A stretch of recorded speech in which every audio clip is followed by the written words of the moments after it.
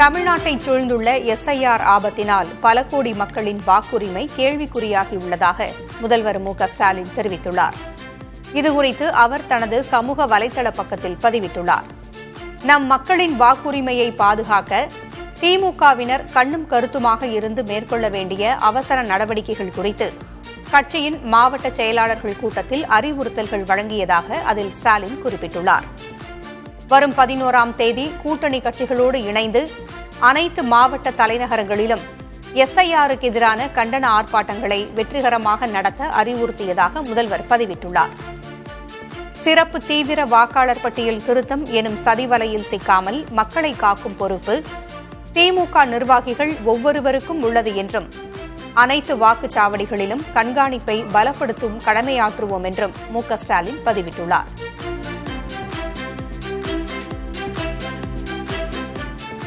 SIR எனப்படும் வாக்காளர் பட்டியல் சிறப்பு தீவிர திருத்தத்தை எதிர்ப்பது ஏன் என்று முதல்வர் மு.க.ஸ்டாலின் விளக்கமளித்துள்ளார். இதுகுறித்து அவர் வீடியோ ஒன்றை வெளியிட்டுள்ளார். அதில் பேசும் முதல்வர் எஸ்ஐஆரை எதிர்க்கவில்லை என்றும் அதில் அவசரம் காட்டுவதையே எதிர்ப்பதாகவும் விளக்கமளித்துள்ளார். எஸ்ஐஆர் மூலம் ஏழை எளியோரின் வாக்குகளை நீக்க முயற்சிகள் நடப்பதாக ஸ்டாலின் குற்றஞ்சாட்டியுள்ளார். சரியான உண்மையான வாக்காளர் பட்டியல்தான் நியாயமான தேர்தலுக்கு அடிப்படை.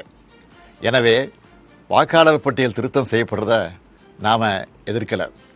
ஆனால் போதுமான கால அவகாசம் தராமல் எலெக்ஷனுக்கு சில மாதங்களே இருக்கிற நிலையில் இதை அவசரமாக செய்கிறது சரியாக இருக்காது என்பது தான் நம்முடைய நிலைப்பாடு.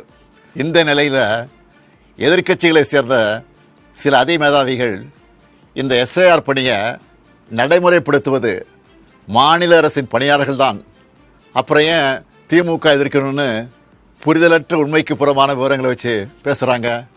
ஒரு பணியாளரை தேர்தல் ஆணையம் தன்னுடைய பணிக்காக எடுத்த நொடியிலிருந்து அவர் தேர்தல் ஆணையத்துக்கு கட்டுப்பட்டு தான் செயல்படுவாரை ஒழிய மாநில அரசோட கட்டுப்பாட்டில் இருக்க மாட்டார். மக்களை திசை திருப்பினா போதும்னு தவறான தகவலை பரப்பக்கூடாது. என்னத்தையாவது பொய்ய சொல்லி எஸ்ஐஆரை எப்படியாவது நடத்திடலாமா, ஏழை எளிய மக்களுடைய வாக்குரிமையை நீக்கிடலாமான்னு எதிர்க்கட்சிகள் நினைப்பது வேதனைக்குரியது. எஸ்ஐஆர் எனப்படும் வாக்காளர் பட்டியல் சிறப்பு தீவிர திருத்தத்திற்காக வழங்கப்படும் கணக்கீட்டு படிவத்தில் ஏராளமான குழப்பங்கள் இருப்பதாக முதல்வர் மு.க.ஸ்டாலின் குற்றஞ்சாட்டியுள்ளார். எஸ்ஐஆர் குறித்து அவர் வெளியிட்டுள்ள வீடியோவில் தனக்கு வழங்கப்பட்டுள்ள படிவத்தை சுட்டிக்காட்டியுள்ளார். அதில் தனக்கு எழுந்துள்ள பல்வேறு கேள்விகளை முதல்வர் முன்வைத்துள்ளார். முந்தைய வாக்காளர் திருத்தப்பட்டியலில் உள்ள வாக்காளருடைய உறவினரின் பெயர் கேட்கப்பட்டிருக்கு. உறவினர்னா யாரு? அப்பாவா, அம்மாவா, அண்ணனா, தங்கையா, கணவனா, மனைவியா, பசங்களா, யாரு? எல்லாரும் தானே வாக்காளர் பட்டியல் இருப்பாங்க. இதில் ஏதாவது தெளிவு இருக்கா? வாக்காளருடைய உறவினர் பெயர்னு சொல்லப்பட்டிருக்கக்கூடிய இடத்துல முதல்ல பெயரும் பிறகு வாக்காளரின் புகைப்பட அடையாள அட்டை எண் என்றும் கேட்கப்பட்டிருக்கு. மூன்றாவதா மீண்டும் உறவினர் பெயர்னு கேட்கப்பட்டிருக்கு. முதல்ல யார் பேரை எழுதணும்? எந்த வாக்காளர் விண்ணப்பிக்கிறாரோ அவர் பெயரா அல்லது உறவினர் பெயரா? சின்ன தப்பு இருந்தால் கூட தேர்தல் ஆணையம் அந்த படிவத்தை ஏற்றுக்காம வாக்காளர் பட்டியலிருந்து பெயரை நீக்கிற ஆபத்தும் இருக்குது. இது இன்னொரு இடியாப்பு சிக்கல். ஒருவேளை ஃபோட்டோ ஒட்டலைன்னா என்ன நடக்கும்? வாக்குரிமை பறிக்கப்படுமா படாதா? இப்படி முதல் கோணல் முற்றிலும் கோணல் என்ற கதையாக எல்லா இடத்துலையும் குழப்பம்தான்.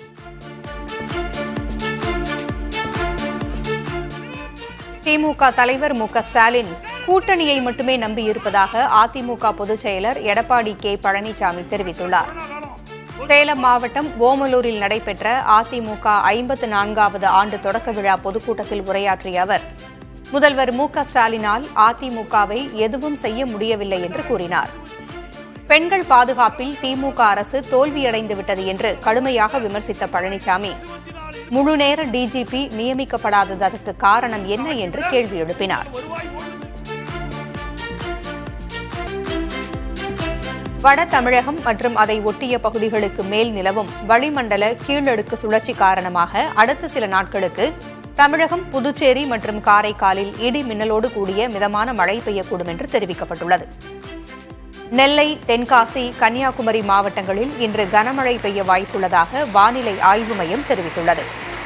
சென்னை மற்றும் அதன் சுற்றுவட்டார பகுதிகளில் இடி மின்னலுடன் கூடிய மிதமான மழை பெய்யக்கூடும் என்று தெரிவிக்கப்பட்டுள்ளது.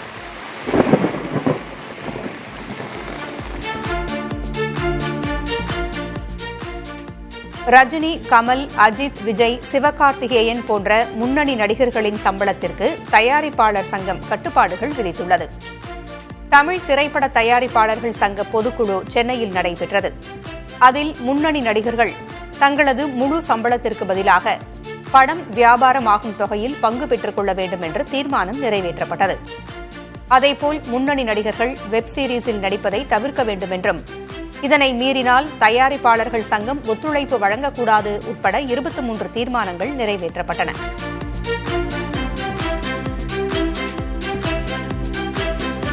மருத்துவ நிறுவனங்கள் சட்டத்தின் கீழ் பதிவு செய்யாத அரசு மற்றும் தனியார் மருத்துவமனைகள், மருத்துவ நிறுவனங்கள் மீது உரிய நடவடிக்கை எடுக்கப்படும் என மருத்துவம் மற்றும் ஊரக நலப்பணிகள் இயக்ககம் எச்சரிக்கை விடுத்துள்ளது. போலி மருத்துவர்கள் தொடர்பாக இணையதளத்திலும் 104 என்ற எண் மூலமும் புகார் அளிக்கலாம். மருத்துவ நிறுவனங்களின் உரிமம் 5 ஆண்டுகளுக்கு மட்டுமே செல்லுபடியாகும். 5 ஆண்டுகள் முடிந்த பின் மீண்டும் இணையதளத்தின் மூலம் புதுப்பித்துக் கொள்ளலாம். பதிவு செய்யாத மருத்துவ நிறுவனங்கள் ஜூன் 2026க்குள் பதிவு செய்ய வேண்டும். இதற்கான கால அவகாசம் நீட்டிக்கப்பட மாட்டாது என்று மருத்துவம் மற்றும் ஊரக நலப்பணிகள் இயக்ககம் அறிவித்திருக்கிறது. மீண்டும் திமுக ஆட்சி அமைந்துவிடக்கூடாது என்பதற்காக பல்வேறு முயற்சிகளில் பாஜக ஈடுபடுவதாக முதல்வர் மு.க.ஸ்டாலின் குற்றஞ்சாட்டியுள்ளார். தமிழ்நாட்டில் எஸ்ஐஆர் வாக்காளர் சிறப்பு தீவிர திருத்தப் பணிகள் தொடங்கி நடைபெற்று வரும் நிலையில் இது தொடர்பாக திமுக மாவட்ட செயலர்களோடு அக்கட்சியின் தலைவரும் முதல்வருமான ஸ்டாலின் காணொலி மூலம் ஆலோசனை நடத்தினார். இதில் நாடாளுமன்ற, சட்டமன்ற உறுப்பினர்களும் கலந்து கொண்டனர். இதில் பேசிய முதல்வர் ஸ்டாலின், தகுதியான வாக்காளர் ஒருவர் கூட வாக்காளர் பெயர் பட்டியலில் விடுபட்டுவிடக்கூடாது என்றும், தகுதியில்லாத வாக்காளர் ஒருவர் கூட பட்டியலில் இணைந்துவிடக்கூடாது என்றும் தெரிவித்துள்ளார்.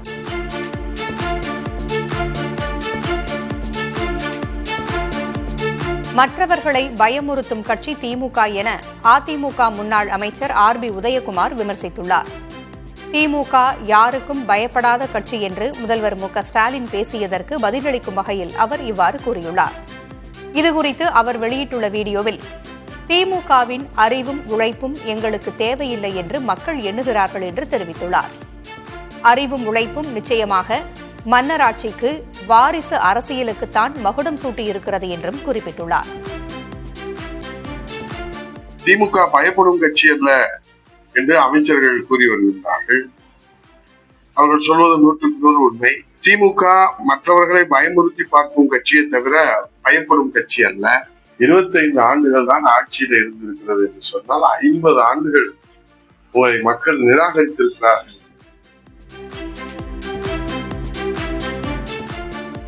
அதிமுகவின் முன்னாள் பொதுச் செயலாளர் ஜெயலலிதா தனது நகைகளை வழங்கி கட்சியை வலுப்படுத்தியதாக முன்னாள் அமைச்சர் செங்கோட்டையன் தெரிவித்துள்ளார். ஈரோடு மாவட்டம் கோபிச்செட்டிப்பாளையத்தில் எம்எல்ஏ நிதியில் கட்டப்பட்ட மக்கள் நலத்திட்டங்களை செங்கோட்டையன் தொடக்கி வைத்தார். நிகழ்ச்சியின்போது பேசிய அவர், தனது 45 ஆண்டுகால பணிகளில் எப்போதும் இளவரசர் போல இருந்ததில்லை என்றும், எளிய வாழ்க்கையை வாழ்ந்து வருவதாகவும் கூறினார். அதிமுக முன்னாள் பொதுச் செயலர்களான எம்ஜிஆரும் ஜெயலலிதாவும் தொண்டர்களுக்காக தியாகம் செய்தார்கள் என்றும் செங்கோட்டையன் நினைவு கூர்ந்து சுட்டிக்காட்டினார். உழைப்பவரை எவராலும் வீழ்த்த இயலாது. ஆகவேதான் உழைக்கின்ற இறையும் புரட்சித் தலைவர் அவர்கள் அவரை எந்த சக்தியாலும் வீழ்த்த முடியவில்லை. உழைப்பால் உயர்ந்தவர், தியாகத்தால் உயர்ந்தவர், கருணையுள்ளம் படைத்தவர், மன்னிக்கின்ற தன்மை படைத்தவர். கஷ்டங்கள் வருகிற போது அந்த கஷ்டத்திலே தொண்டர்களுக்காக முன்னின்று தியாகத்தை செய்தவர். அதே போலதான் அம்மா அவர்களும் தியாக வேளையிலே தன்னை அர்ப்பணித்துக் கொண்டு தன்னிடத்திலே இருக்கிற இயக்கத்தை காப்பதற்கு நகை பொருள்கள் அனைத்தும் 1989 வழங்கி இந்த இயக்கத்தை வலிமைப்படுத்தினார்கள். அவர்களை பொறுத்தவரையிலும் மன்னிக்கின்ற உள்ளம், கருணை உள்ளம், தொண்டர்களை காப்பதற்கு என்ன நாம் உருவாக்க வேண்டுமோ அதை மனதிலே வைத்துத்தான் அந்த பணிகளை சீரோடும் சிறப்போடும் நடத்தினார்கள். அந்த வழியிலே நாங்களும் இந்த பயணங்களை மேற்கொண்டு வருகிறோம் என்பதை மகிழ்ச்சியோடு தெரிவித்துக் கொள்கிறேன். தமிழ்நாட்டில் குடியிருப்பு மற்றும் வணிக இடங்களில் மின்சார வாகனங்களுக்கான சார்ஜிங் வசதி கட்டாயமாக்கப்பட்டுள்ளது. இது தொடர்பாக ஒருங்கிணைந்த கட்டட வளர்ச்சி விதிகளில் திருத்தம் செய்து அரசு இதழில் தமிழ்நாடு அரசு வெளியிட்டுள்ளது. 750 சதுர மீட்டர் குடியிருப்பிற்கும் 300 சதுர மீட்டர் வணிக இடங்களுக்கும் இந்த புதிய விதிகள் பொருந்தும் என்று தெரிவிக்கப்பட்டுள்ளது.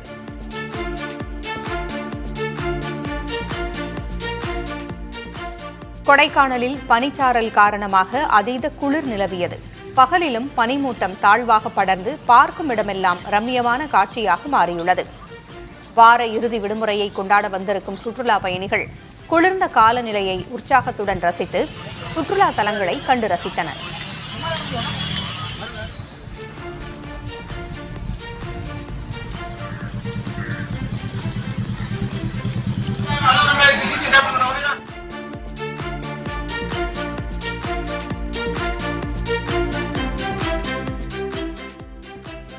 நீலகிரி மாவட்டம் பந்தலூர் அருகே பழங்குடியினரின் பாரம்பரிய நெல் அறுவடை திருவிழா நடைபெற்றது. ஆண்டின் முதல் நெல் அறுவடையை முன்னிட்டு வயலில் பூஜைகள் நடத்தப்பட்டன. பின்னர் செண்டை மேளம் முழங்க பூசாரி வயலில் இறங்கி முதல் அறுவடையை தொடக்கி வைத்தார். அதனைத் தொடர்ந்து அறுவடை செய்யப்பட்ட நெற்கதிர் புளியம்பாறை கோவிலுக்கு ஊர்வலமாக எடுத்துச் செல்லப்பட்டது.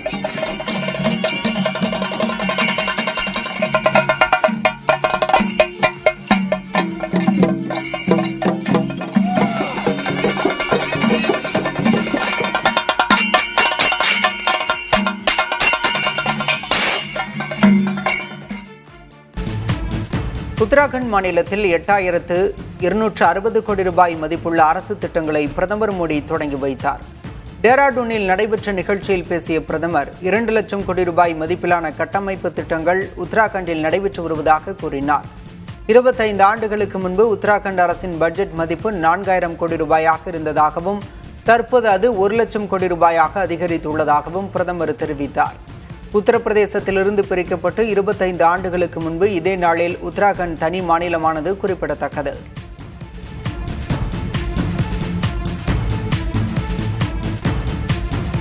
பீகாரில் 2ஆம் கட்ட தேர்தலுக்கான பரப்புரை இன்று மாலையுடன் ஓய்கிறது. பீகாரில் 2 கட்டங்களாக சட்டமன்ற தேர்தல் நடைபெறுகிறது.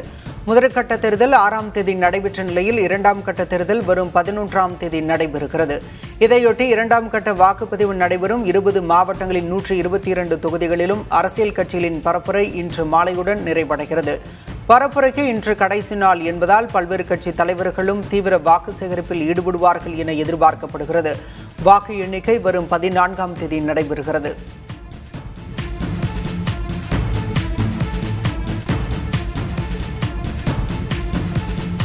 பீகாரில் நாம் இருவரும் இணைந்து மாற்றத்தை கொண்டு வருவோம் என தேஜஸ்வி யாதவுக்கு ராகுல் காந்தி பிறந்தநாள் வாழ்த்து தெரிவித்துள்ளார். பீகார் முன்னாள் துணை முதல்வர் தேஜஸ்வி யாதவ் இன்று 36வது பிறந்தநாளை கொண்டாடுகிறார். அதையொட்டி ராகுல் காந்தி எக்ஸ் தளத்தில் வாழ்த்துச் செய்தி வெளியிட்டுள்ளார். மகிழ்ச்சியுடனும் ஆரோக்கியத்துடனும் நீண்ட காலம் வாழ வாழ்த்துவதாக குறிப்பிட்டுள்ள ராகுல் காந்தி, நாம் இருவரும் இணைந்து வேலை வாய்ப்புகளை உருவாக்கி சமத்துவத்தை ஏற்படுத்தி முன்னேற்றத்தை கொண்டு வருவோம் என கூறியுள்ளார். இருவரும் அருகருகே பைக்கில் சென்ற படத்தையும் ராகுல் காந்தி இணைத்துள்ளார்.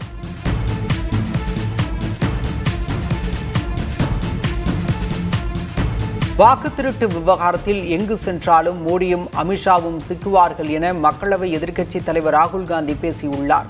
பீகார் மாநிலம் கிஷன்கஞ்சில் தேர்தல் பரப்புரையில் பேசிய ராகுல் காந்தி, வாக்குகள் திருடப்பட்டதாக தான் கூறிய குற்றச்சாட்டிற்கு மோடியிடமிருந்தே அமித்ஷாவிடமிருந்தோ தேர்தல் ஆணையத்திடமிருந்தோ இன்னும் பதில் வரவில்லை என குறிப்பிட்டார்.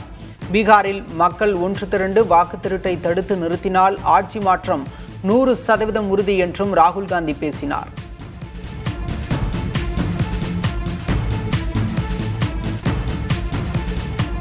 ராகுல் காந்தியின் வாக்கு திருட்டு குற்றச்சாட்டு பீகார் தேர்தலில் எந்த தாக்கத்தையும் ஏற்படுத்தாது என ஜன்சுராஜ் கட்சி நிறுவனர் பிரசாந்த் கிஷோர் கூறியுள்ளார். பீகாரில் வாக்காளர் பட்டியலிலிருந்து தங்கள் பெயர்கள் நீக்கப்பட்டுள்ளதாக எந்த ஒரு வாக்காளரும் புகார் அளிக்காத பட்சத்தில் தொடர்ந்து இவ்வாறு குற்றச்சாட்டுகளை ராகுல் காந்தி முன்வைத்து வருவது ஏன் என பிரசாந்த் கிஷோர் கேள்வி எழுப்பியுள்ளார். ராகுல் காந்திக்கு பிரச்சனை இருக்குமானால் தேர்தல் ஆணையத்தில் முறையிட வேண்டியதுதானே என பிரசாந்த் கிஷோர் கூறியுள்ளார்.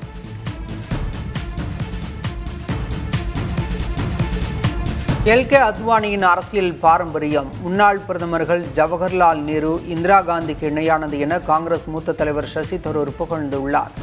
சீன விவகாரத்தில் ஏற்பட்ட பின்னடைவை வைத்து மட்டும் நேருவை மதிப்பிடுவது எவ்வளவு தவறோ, அவசர கால நிலையை வைத்து மட்டும் இந்திரா காந்தியை மதிப்பிடுவது எப்படி தவறோ, அதேபோல ஒரே ஒரு நிகழ்வை வைத்து மட்டும் அத்வானியை குறைத்து மதிப்பிடுவது தவறு என சசி தரூர் எக்ஸ் பக்கத்தில் பதிவிட்டுள்ளார். அயோத்தி ராமர் கோயில் ரத யாத்திரை விவகாரங்களில் அத்வானி விமர்சனங்களுக்கு உள்ளாகியிருந்த நிலையில் சசி தரூர் இவ்வாறு குறிப்பிட்டுள்ளார். ரிலையன்ஸ் இண்டஸ்ட்ரீஸ் நிறுவன தலைவர் முகேஷ் அம்பானி திருப்பதியில் ஏழுமலையானை வழிபட்டார். அதிகாலையில் நடைபெறும் சுப்ரபாத சேவை சிறப்பு வழிபாட்டில் அவர் பங்கேற்றார். முன்னதாக அவருக்கு கோயில் நிர்வாகம் சார்பில் பாரம்பரிய முறைப்படி வரவேற்பு அளிக்கப்பட்டது. முகேஷ் அம்பானி வருகையொட்டி விரிவான பாதுகாப்பு ஏற்பாடுகளும் செய்யப்பட்டிருந்தன. அம்பானி கடந்த அக்டோபர் மாதம் பத்ரிநாத்திற்கும் சென்று வழிபட்டிருந்தார்.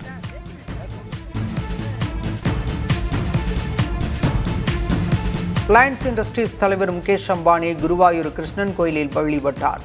திருப்பதி ஏழுமலையான் கோயிலிலிருந்து ஹெலிகாப்டர் மூலம் வந்த முகேஷ் அம்பானியை கேரள தேவசம் வாரிய தலைவர் வி.கே. விஜயன் வரவேற்று அழைத்துச் சென்றார். தரிசனத்திற்கு பிறகு கோயில் நிர்வாகம் சார்பில் முகேஷ் அம்பானிக்கு குருவாயூரப்பன் சிலையும் பிரசாதங்களும் தரப்பட்டன. கோயில் நிர்வாகம் சார்பில் அமைக்கப்பட உள்ள மருத்துவமனைகளுக்கும் யானைகள் உள்ளிட்ட விலங்குகளுக்காக அமைக்கப்பட உள்ள கால்நடை மருத்துவமனைகளுக்காகவும் 15 கோடி ரூபாய்க்கான காசோலையை நன்கொடையாக முகேஷ் அம்பானி வழங்கினார். மேலும் குஜராத்தில் உள்ள ரிலையன்ஸ் வனவிலங்கு காப்பகம் மூலம் குருவாயூர் யானைகள் பராமரிப்புக்கு உதவுவதாகவும் முகேஷ் அம்பானி உறுதியளித்தார்.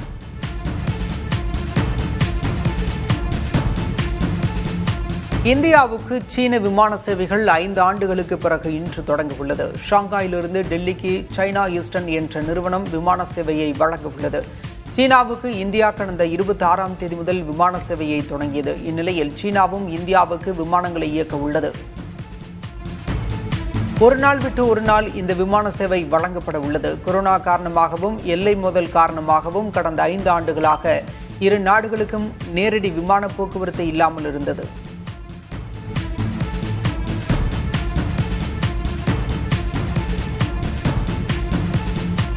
பிலிப்பைன்ஸ் நாட்டில் ஃபங்வாங் என்ற அதிபயங்கர புயல் தாக்க உள்ளதால் அங்குள்ள மக்கள் அச்சத்தில் ஆழ்ந்துள்ளனர். பல்லாயிரக்கணக்கானோர் பாதுகாப்பான இடங்களுக்கு வெளியேற்றப்பட்டுள்ளனர். இப்புயல் மணிக்கு 230 கிலோமீட்டர் வேகத்தில் தாக்கும் என வானிலை ஆய்வு மையம் கூறியுள்ளது. இதன் காரணமாக இப்புயலுக்கு சூப்பர் புயல் என்று பெயர் வைக்கப்பட்டுள்ளது. பாதுகாப்புத்துறை அமைச்சர் தலைமையில் பாதுகாப்பு மீட்பு பணிகளுக்கு ஏற்பாடுகள் செய்யப்பட்டு வருகின்றன. கடந்த வாரம் வீசிய கல்மேக் புயல் பாதிப்புகளே கடுமையாக உள்ளது. இதன் காரணமாக தேசிய அவசர நிலை அறிவிக்கப்பட்டுள்ளது. இந்த பாதிப்பு நீங்கும் முன்பே அதைவிட மோசமான புயல் வர உள்ளது. பிலிப்பைன்ஸ் மக்களை பீதியில் ஆழ்த்தியுள்ளது. தற்போது வந்து கொண்டுள்ள புயலின் பரப்பு அதிகமாக உள்ளதால் பாதிப்பும் கடுமையாக இருக்கும் என தெரிகிறது. புயல் நகர்ந்து வரும் பாதையின் செயற்கைக்கோள் படமே அச்சுறுத்தும் வகையில் உள்ளது.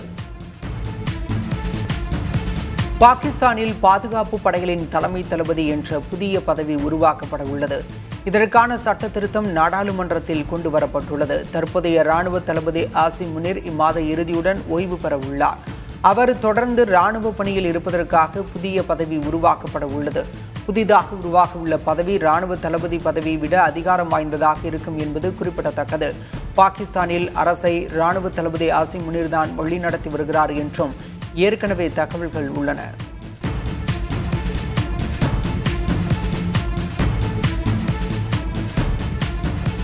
அமெரிக்காவில் அரசு நிதி கிடைக்காததால் பல்வேறு சேவைகள் முடங்கியுள்ளன. குறிப்பாக 1000க்கும் மேற்பட்ட விமானங்கள் ரத்து செய்யப்பட்டுள்ளன. இதனால் விமான பயணிகள் தவிக்கும் நிலை ஏற்பட்டுள்ளது. 1 மாதமாக ஊதியம் கிடைக்காததால் தரை கட்டுப்பாட்டு நிலைய பணியாளர்களும் விமானிகளும் விடுமுறையில் சென்று விட்டனர். இதே நிலை தொடர்ந்தால் நாடு மிகப்பெரிய பாதிப்புகளை சந்திக்கும் என ஊடகங்கள் எச்சரித்துள்ளன. அமெரிக்க அரசின் செலவுகளுக்கான நிதியை விடுவிக்க நாடாளுமன்ற ஒப்புதல் தேவை. ஆனால் எதிர்க்கட்சியாக உள்ள ஜனநாயக கட்சி அரசின் தவறுகளை சுட்டிக்காட்டி இதற்கு ஒப்புதல் தர மறுத்துள்ளது. இதன் காரணமாக 40 நாட்களாக அமெரிக்காவில் அரசு நிர்வாகம் ஸ்தம்பித்துள்ளது. டென்மார்க்கில் 15 வயதுக்குட்பட்ட குழந்தைகள் சமூக ஊடகங்களை பயன்படுத்த தடை விதிக்கப்பட்டுள்ளது. இதுகுறித்து அந்நாட்டின் நாடாளுமன்றத்தில் கடந்த மாதம் உரையாற்றிய பிரதமர் மெட்டே பிரெடிக்சன் சமூக ஊடக தளங்களால் குழந்தைகளின் உடல் மனம் பாதிக்கப்படுவதாக கூறியிருந்தார். எனவே அவற்றுக்கு தடை விதிக்க வேண்டும் என அவர் கோரிக்கை விடுத்துள்ளார். அவரின் பேச்சுக்கு எதிர்க்கட்சிகளும் வரவேற்பு தெரிவித்தன. இதனையடுத்து 15 வயதுக்குட்பட்டோர் சமூக ஊடகங்கள் பயன்படுத்த டென்மார்க் அரசு தடை விதித்துள்ளது.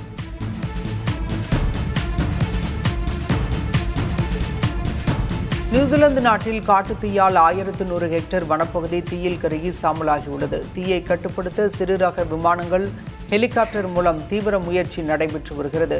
பெரிய பீப்பாய்களை தூக்கிச் சென்று மழை போல நீர் பொழியப்படுகிறது. ரசாயன தூள்களும் தூவப்படுகின்றன.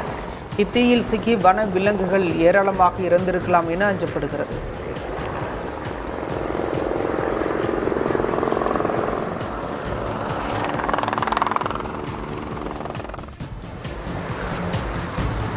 லாலு பிரசாத் யாதவின் மூத்த மகன் தேஜ் பிரதாப் யாதவுக்கு மத்திய அரசு Y+ பாதுகாப்பை வழங்கியுள்ளது. கட்சியிலிருந்தும் குடும்பத்திலிருந்தும் விலகிய தேஜ் பிரதாப் யாதவ் ஜன்சக்தி ஜனதாதளம் என்ற கட்சியை தொடங்கி தேர்தலில் களமிறங்கியுள்ளார். அண்மையில் மகுவா தொகுதியில் பரப்புரை செய்த அவரை RJD கட்சியினர் விரட்டி அடித்தனர். இவை உட்பட தனது உயிருக்கு பாதுகாப்பு இல்லை என தேஜ் பிரதாப் கூறி வந்தார். இந்த நிலையில் அவருக்கு Y+ பாதுகாப்பை மத்திய உள்துறை அமைச்சகம் அளித்துள்ளது.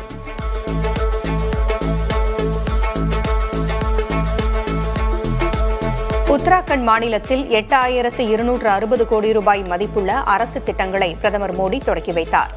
டேராடூனில் நடைபெற்ற நிகழ்ச்சியில் பேசிய பிரதமர் 2 லட்சம் கோடி ரூபாய் மதிப்பிலான கட்டமைப்பு திட்டங்கள் உத்தராகண்டில் நடைபெற்று வருவதாக கூறினார். 25 ஆண்டுகளுக்கு முன் உத்தராகண்ட் அரசின் பட்ஜெட் மதிப்பு 4000 கோடி ரூபாயாக இருந்ததாகவும் தற்போது அது 1 லட்சம் கோடி ரூபாயாக அதிகரித்திருப்பதாகவும் பிரதமர் தெரிவித்தார். உத்தரப்பிரதேசத்திலிருந்து பிரிக்கப்பட்டு 25 ஆண்டுகளுக்கு முன் இதே நாளில் உத்தராகண்ட் தனி மாநிலமானது குறிப்பிடத்தக்கது. ஆந்திராவில் செம்மரக்கட்டை கடத்தல்காரர்கள் கூண்டோடு அழிக்கப்படுவார்கள் என துணை முதல்வரும் வனத்துறை அமைச்சருமான பவன் கல்யாண் எச்சரித்துள்ளார். இது தொடர்பாக வனத்துறை அதிகாரிகள், காவல்துறை அதிகாரிகளை சந்தித்து கடத்தல்காரர்கள் ஒழிப்பு திட்டத்தை செயல்படுத்துவது குறித்து ஆலோசனை நடத்தினார். நக்சலைட்டுகள் ஒழிக்கப்பட்டது போல செம்மரக்கட்டைக்காரர்கள் ஒழிக்கப்பட வேண்டும் என பவன் கல்யாண் அப்போது பேசினார். செந்நிற சந்தன மரங்கள் உலகிலேயே ஆந்திராவில்தான் சேஷாச்சலம் வனப்பகுதியில் மட்டுமே காணப்படுவது குறிப்பிடத்தக்கது.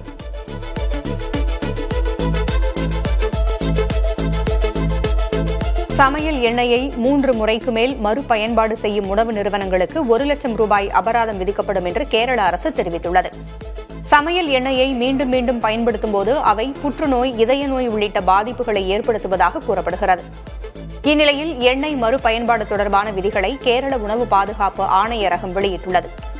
அதன்படி 3 முறைக்கு மேல் எண்ணெயை மீண்டும் பயன்படுத்துவது தண்டனைக்குரிய குற்றம் என்று அறிவிக்கப்பட்டுள்ளது.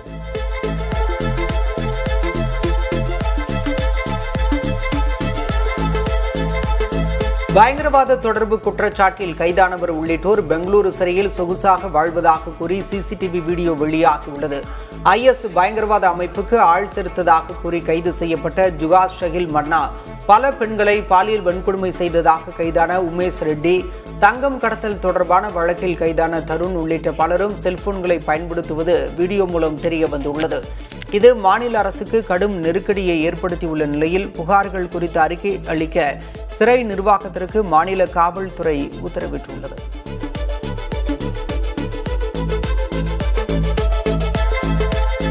குஜராத்தைச் சேர்ந்த அமுல் நிறுவனம் 2025ஆம் ஆண்டில் உலகின் நம்பர் 1 கூட்டுறவு அமைப்பாக அறிவிக்கப்பட்டுள்ளது.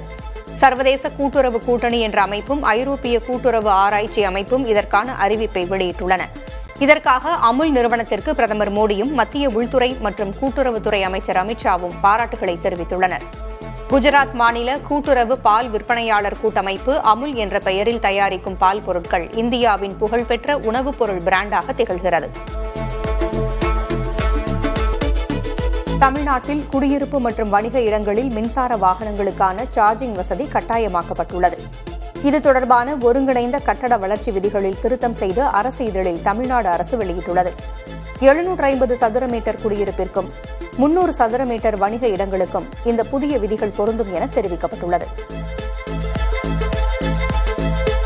தமிழகம் முழுவதும் 2ஆம் நிலை காவலர்களுக்கான எழுத்துத் தேர்வு நடைபெற்றது. தமிழ்நாடு சீருடை பணியாளர் தேர்வு வாரியத்தில் உள்ள 3644 காலி பணியிடங்களுக்காக சுமார் 2 லட்சத்திற்கும் மேற்பட்டோர் விண்ணப்பித்திருந்தனர். தேர்வு நடைபெறும் மையங்களில் பலத்த பாதுகாப்பு ஏற்பாடுகள் செய்யப்பட்டுள்ளன.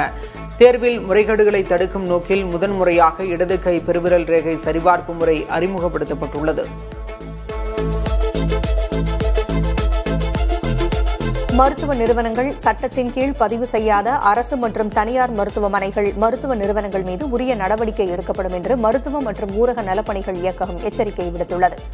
போலி மருத்துவர்கள் தொடர்பாக இணையதளத்திலும் 104 என்ற எண் மூலமும் புகார் அளிக்கலாம் என்றும் தெரிவிக்கப்பட்டுள்ளது. மருத்துவ நிறுவனங்களின் உரிமம் 5 ஆண்டுகளுக்கு மட்டுமே செல்லுபடியாகும் என்றும் 5 ஆண்டுகள் முடிந்த பிறகு மீண்டும் இணையதளத்தின் மூலம் புதுப்பித்துக் கொள்ளலாம் என்றும் தெரிவிக்கப்பட்டுள்ளது. பதிவு செய்யாத மருத்துவ நிறுவனங்கள் ஜூன் 2026க்குள் பதிவு செய்ய வேண்டும் என்றும் அறிவுறுத்தப்பட்டுள்ளது. ரஜினி, கமல், அஜித், விஜய், சிவகார்த்திகேயன் போன்ற முன்னணி நடிகர்களின் சம்பளத்திற்கு தயாரிப்பாளர் சங்கம் கட்டுப்பாடுகள் விதித்துள்ளது. தமிழ் திரைப்பட தயாரிப்பாளர்கள் சங்க பொதுக்குழு சென்னையில் நடைபெற்றது. அதில் முன்னணி நடிகர்கள் தங்களது முழு ஊதியத்திற்கு பதிலாக படம் வியாபாரமாகும் தொகையில் பங்கு பெற்றுக் கொள்ள வேண்டும் என தீர்மானம் நிறைவேற்றப்பட்டது.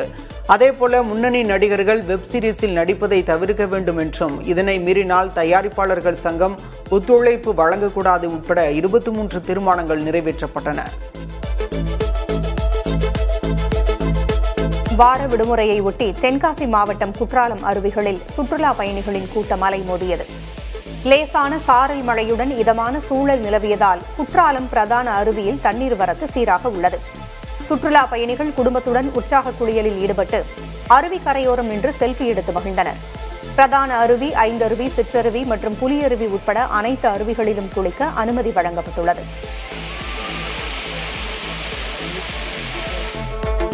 ஞாயிற்றுக்கிழமை வார விடுமுறையொட்டி சேலம் மாவட்டம் ஆத்தூர் அருகே ஆனைவாரி அருவியில் சுற்றுலா பயணிகள் குவிந்தனர். கடந்த சில நாட்களாக பெய்த கனமழையால் அருவியில் நீர்வரத்து சீராக இருந்த நிலையில் சுற்றுலா பயணிகள் அருவியில் குளித்து மகிழ்ந்தனர். தேனி மாவட்டம் பெரியகுளம் அருகே கும்பக்கரை அருவியில் ஆர்ப்பரித்து தண்ணீர் கொட்டிய போதும் சுற்றுலா பயணிகள் வருகை குறைந்து காணப்பட்டது. வழக்கமாக ஞாயிற்றுக்கிழமை சுற்றுலா பயணிகளின் வருகை அதிகம் காணப்படும் நிலையில் விட்டுவிட்டு சாரல் மழை பெய்ததால் வருகை குறைவாகவே இருந்தது. உதகையில் உள்ள அரசு தாவரவியல் பூங்காவில் சுற்றுலா பயணிகள் கூட்டம் அலைமோதியது. இங்குள்ள பெரும்பாலான பகுதிகளில் சூரியகாந்தி மலர்கள் பூத்து குலுங்குகின்றன. இந்த அழகிய காட்சிகளை கண்டு ரசித்த சுற்றுலா பயணிகள் சூரியகாந்தி மலர்களுக்கு முன்பு நின்று தங்கள் உறவினர்களோடு செல்ஃபி எடுத்து விடுமுறையை உற்சாகமாக கொண்டாடி மகிழ்ந்தனர்.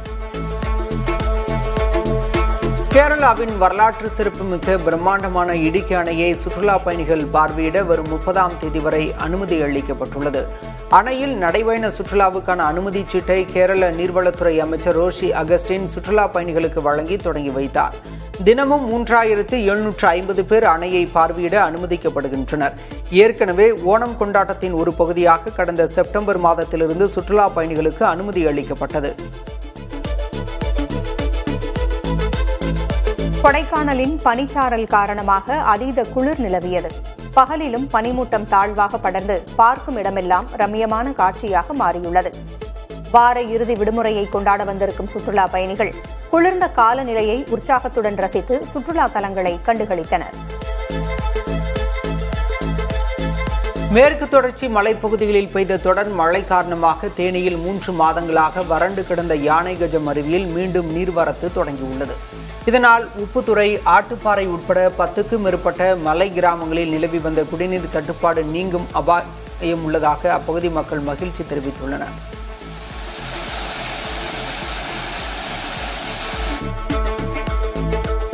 வார விடுமுறையை ஒட்டி சுற்றுலா மற்றும் ஆன்மீக தலமான கன்னியாகுமரி முக்கடல் சங்கமத்தில் சுற்றுலா பயணிகளின் கூட்டம் அலைமோதியது.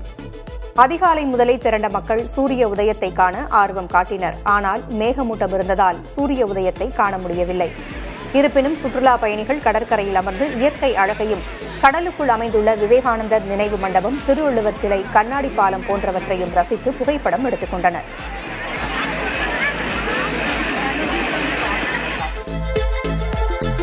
ஞாயிற்றுக்கிழமை விடுமுறை தினத்தையொட்டி திருவண்ணாமலை அண்ணாமலையார் கோயிலில் பக்தர்கள் கூட்டம் அலைமோதியது. ஆந்திரா, கர்நாடகா உள்ளிட்ட வெளிமாநில பக்தர்களும் தமிழக பக்தர்களும் அதிகாலையிலிருந்து குவிய தொடங்கினர்.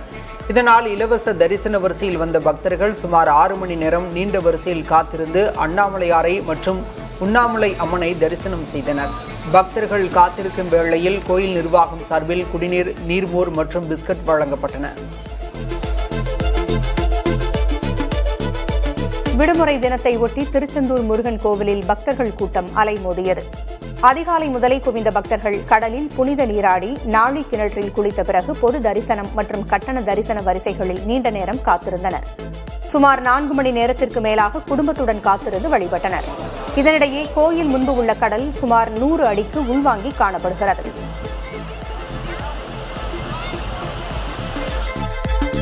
சென்னை மாநகராட்சியில் செல்லப்பிராணிகளுக்கான தடுப்பூசி முகாம் நடைபெற்றது. திருவிக நகர், புளியந்தோப்பு, லாய்ட்ஸ் காலனி, நுங்கம்பாக்கம், கண்ணம்மாப்பேட்டை, மீனம்பாக்கம் ஆகிய பகுதிகளில் இந்த முகாம் நடைபெற்றது. இதில் தடுப்பூசி செலுத்தப்பட்ட செல்லப்பிராணிகளுக்கு மைக்ரோசிப்கள் பொருத்தப்பட்டன. மாநகராட்சி எல்லைக்குள் செல்லப்பிராணிகளை வளர்ப்பதற்கான உரிமத்தை அவற்றின் உரிமையாளர்கள் பெற வேண்டியது கட்டாயமாக்கப்பட்டுள்ளது. வரும் நவம்பர் 23ஆம் தேதிக்குள் உரிமம் பெறாவிட்டால் 5000 ரூபாய் வரை அபராதம் விதிக்கப்படும் என சென்னை மாநகராட்சி எச்சரித்துள்ளது. கேரள மாநிலம் பாலக்காட்டில் உரிய ஆவணங்களின்றி காரில் மறைத்து கடத்தி வரப்பட்ட பணத்தை காவல்துறையினர் பறிமுதல் செய்தனர். கொழிஞ்சாம்பாறை பகுதியில் ரோந்து பணியில் ஈடுபட்டிருந்த காவல்துறையினர் சொகுசு கார் ஒன்றில் சோதனை நடத்தினர். அப்போது தமிழகத்திலிருந்து கேரளாவிற்கு சுமார் 1,31 லட்சம் ரூபாய் பணம் கடத்தி வந்தது தெரியவந்தது.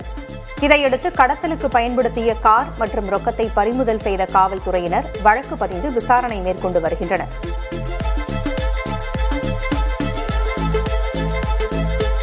பாகிஸ்தானில் பாதுகாப்பு படைகளின் தலைமை தளபதி என்ற புதிய பதவி உருவாக்கப்பட உள்ளது. இதற்கான சட்ட திருத்தம் நாடாளுமன்றத்தில் கொண்டுவரப்பட்டுள்ளது. தற்போதைய ராணுவ தளபதி ஆசிம் முனிர் இம்மாத இறுதியுடன் ஓய்வு பெற உள்ளார். அவர் தொடர்ந்து ராணுவ பணியில் இருப்பதற்காக புதிய பதவி உருவாக்கப்பட உள்ளது. புதிதாக உருவாக உள்ள பதவி ராணுவ தளபதி பதவியை விட அதிகாரம் வாய்ந்ததாக இருக்கும் என்பது குறிப்பிடத்தக்கது. பாகிஸ்தானில் அரசை ராணுவ தளபதி ஆசிம் முனிர் தான் வழிநடத்தி வருகிறார் என்றும் ஏற்கனவே தகவல்கள் உள்ளன. முதல்வர் மு.க. ஸ்டாலின் திருச்சியில் அன்புச்சோலை முதியோர் மணமகிழ் வள மையங்களை நாளை தொடங்கி வைக்க உள்ளார். திருச்சி, புதுக்கோட்டை மாவட்டங்களில் முதல்வர் மு.க. ஸ்டாலின் 2 நாட்கள் பயணம் மேற்கொள்ள உள்ளார். புதுக்கோட்டையில் நாளை காலை 11 மணிக்கு கீரனூர் மூகாம்பிகை பொறியியல் கல்லூரியில் நடைபெறும் விழாவில் 767 கோடி ரூபாய் மதிப்பீட்டிலான அரசு நலத்திட்ட உதவிகளை பயனாளிகளுக்கு வழங்கி முதல்வர் மு.க. ஸ்டாலின் உரையாற்றுகிறார். மேலும் திருச்சி மாநகரில் பகல் 12:30 மணிக்கு மூத்த குடிமக்களின் வாழ்வை மேம்படுத்தும் வகையில் அன்புச்சோலை திட்டத்தை தொடங்கி வைக்கிறார். மதுரை, கோவை, திருச்சி, சேலம் உள்ளிட்ட 10 மாநகராட்சிகளில் தலா 2 வீதம் 20 அன்புச்சோலை மையங்கள் தொடங்கப்பட்டுள்ளன.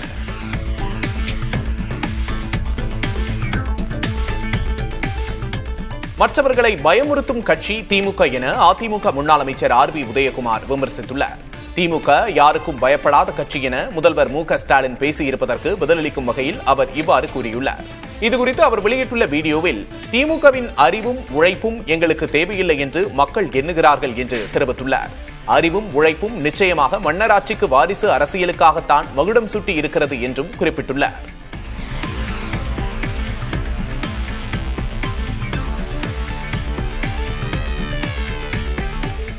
திமுக பயப்படும் கட்சி அல்ல என்று அமைச்சர்கள் கூறி வருகின்றார்கள். அவர்கள் சொல்வது 100% உண்மை. திமுக மற்றவர்களை பயமுறுத்தி பார்க்கும் கட்சியை தவிர பயப்படும் கட்சி அல்ல. 25 ஆண்டுகள் தான் ஆட்சியில் இருந்திருக்கிறது என்று சொன்னால் 50 ஆண்டுகள் உங்களை மக்கள் நிராகரித்திருக்கிறார்கள்.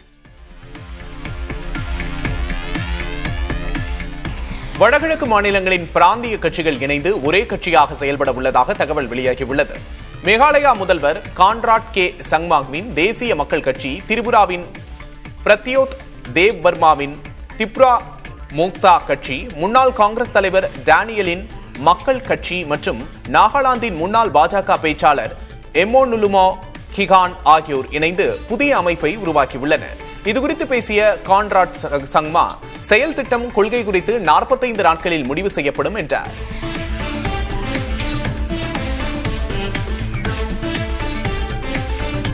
கேரள மாநிலத்தில் கோவில்களை நிர்வகிக்கும் திருவிதாங்கூர் தேவசம் போர்டின் தலைவராக ஜெயக்குமார் நியமிக்கப்பட்டுள்ளார்.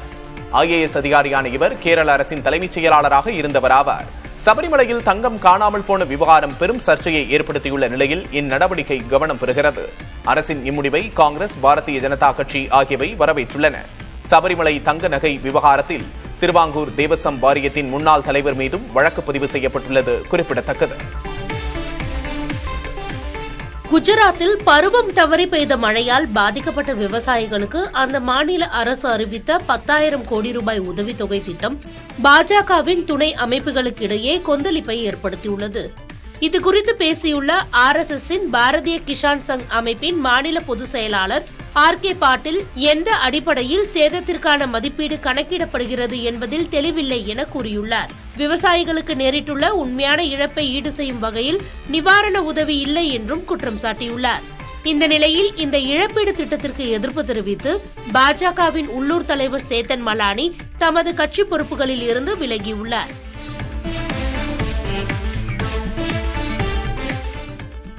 நியூசிலாந்து நாட்டில் காட்டுத்தீயால் 1100 ஹெக்டேர் வனப்பகுதி தீயில் கருகி சாம்பலாகி இருக்கிறது. தீயை கட்டுப்படுத்த சிறிய ரக விமானங்கள், ஹெலிகாப்டர் மூலம் தீவிர முயற்சி நடைபெற்று வருகிறது. பெரிய பீப்பாய்களை தூக்கிச் சென்று மழை போல நீர் பொழியப்படுகிறது. ரசாயன துகள்களும் தூவப்படுகின்றன. இந்த தீயில் சிக்கி வனவிலங்குகள் ஏராளமாக உயிரிழந்திருக்கலாம் என்று அஞ்சப்படுகிறது.